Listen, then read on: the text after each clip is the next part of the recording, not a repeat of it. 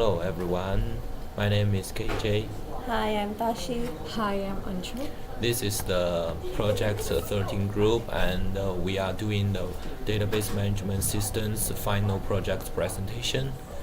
And the whole presentation is consist of 4 parts. The first part is project overview. Second part is system description.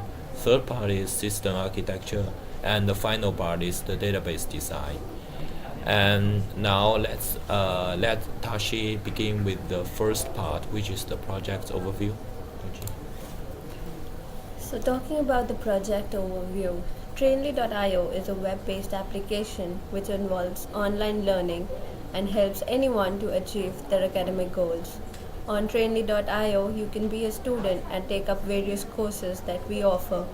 We have the wonderful lecturers offering the best courses and in the form of materials like the quiz, the videos, and the text. So, the faculty members can post their experience on Trainly.io with extensive materials ranging from the videos, the posts, and makes the course fascinating and interactive.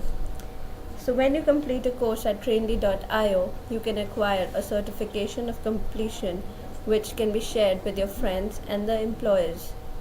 Also, feedback matters to us, so any feedback that the student gives after the completion of the course is taken very seriously and it helps us to perform better and also strive for a better experience at Trainly.io. Moving on to the system description. It is a web based application which provides the web based training to students. Herein, the organizations collaborate with different faculty members to post their tutoring materials in the form of text, videos, or quizzes. And our administrator makes sure that only genuine tutors get the opportunity of posting their materials. So, we'll talk about all of these more in our tasks that we have involved. Then, the first task that we're going to talk about is registering a new user. A new user can register easily by giving some minimal details and can register as a student, admin, or the faculty member. Every faculty has to be authenticated by an administrator, which is based upon the title, affiliation, website, and email. Then the third task talks about providing a categorized list of a student's course. Students can easily see their courses, including the currently courses they're enrolled in, the courses that they have completed, and the courses that they might be interested in. The fourth task talks about enrolling a student in a course. When a student enrolls in a course, we update our backend to reflect that the student has been enrolled. Talking about the completed and incompleted materials for an enrolled course. For a student, he can always see the materials in the enrolled course which are classified as completed or incompleted. Then we also provide a certificate of completion for a student. Once the student completes all the materials of its enrolled course, we provide a certificate of completion for that particular course. And also, the account history for the user is recorded. Whenever the student enrolls himself in a course, the amount paid and the confirmation code is given to him. And there are two more features that we have included in our system, the quiz feature and the playlist feature. The quiz, a student can take up any quiz for a particular material which involves a minimum passing score, and the playlist involves the material being classified into different playlists, and the playlist can be modified by removing or adding more materials to the playlist. Moving on. With regard to the system architecture, we have chosen MySQL as a DBMS language for our web application. MySQL is one of the standard languages for storing, manipulating, and retrieving data in databases. The front-end language we use for developing is AngularJS. It builds upon the classic HTML framework style and extends it to the web apps. Node.js serves as a backend language. The front-end interacts with the backend using RESTful web services.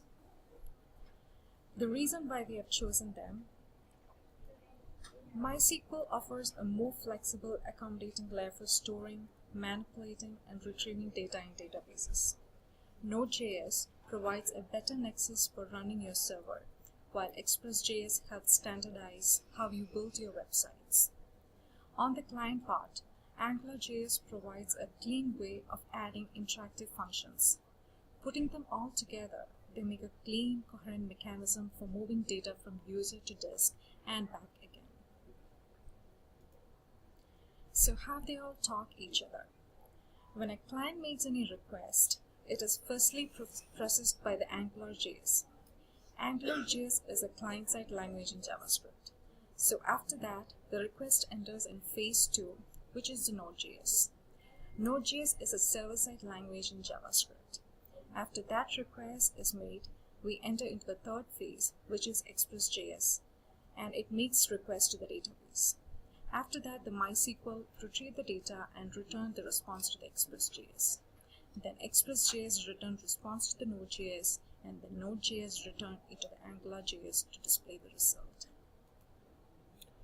Okay, so for now we step into the database design.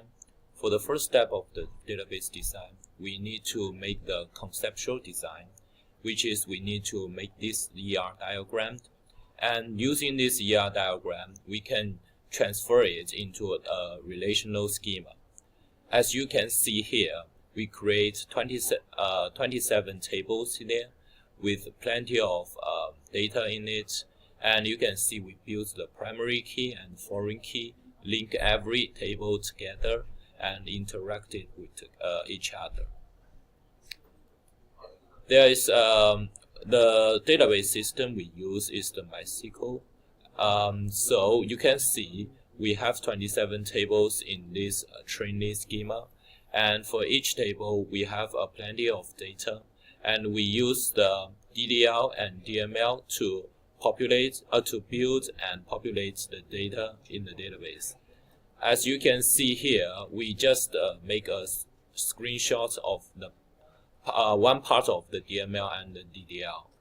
As you can see, we create the table in the DDL and we populate all the data in the DML, and it is correctly by consisting of all the key restrictions of it.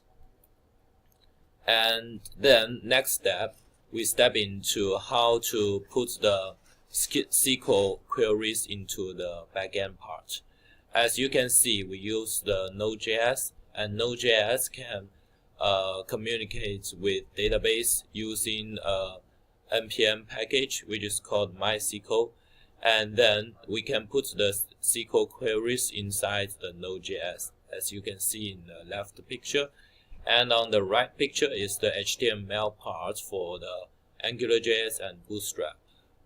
With the help of this, we can show the results from the backend to the browser for the client.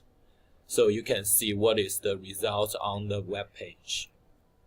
And this is our web page that shows all the results and data from our database. As you can see, we use plenty of task and report queries to show the results we get from database. And for the requirements of the project, we put 8 basic tasks and 5 more complex reports. And this is the screenshots for all of them. You can see the course material progress, course completion certificates, the quiz answers, register, the faculty approval, course unanswered questions, enroll the course, student courses. You can interact with this web page and seek the data what you want. Yeah, and account history, topic enrollment, statics, faculty ratings, and the course catalog. All the functions are made on the web page.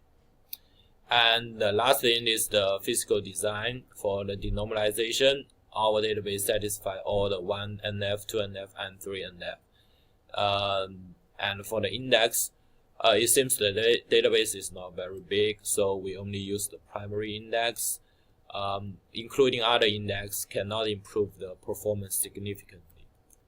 So that's it. This is our project. I hope you can enjoy it and like it. Thank you. Thank you. Thank you.